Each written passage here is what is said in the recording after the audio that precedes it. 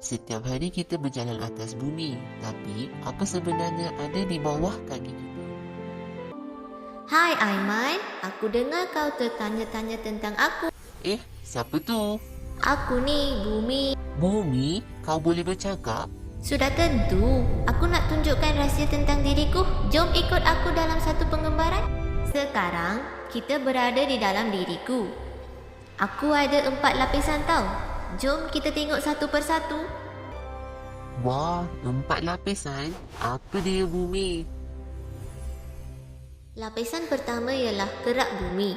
Inilah tempat kau tinggal, rumah, sekolah, laut semua berada di sini. Tapi kerak ni sebenarnya nipis. Jadi kita sebenarnya di atas lapisan nipis je. Betul, di bawah kerak ada lapisan kedua iaitu mantle. Mantle ni panas dan tebal.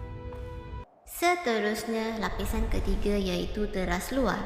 Lapisan ini diperbuat daripada besi dan nikel cair. Wah, hebatnya. Akhirnya, teras dalam bahagian ini sangat panas daripada permukaan matahari. Wow, tak sangka bumi ada struktur kompleks macam ni. Aiman, aku bukan sekadar batu dan tanah. Aku rumah kepada berjuta hidupan, manusia, tumbuhan dan haiwan. Tapi, ramai yang lupa untuk menjagaku. Saya faham bumi. Saya akan lebih menghargai alam sekitar. Bagus Aiman. Bila kau jaga aku pun jaga kau. Selamat sejahtera semua. Bersedia untuk waktu sains? Terima kasih bumi. Sekarang saya tahu apa ada di dalam dirimu.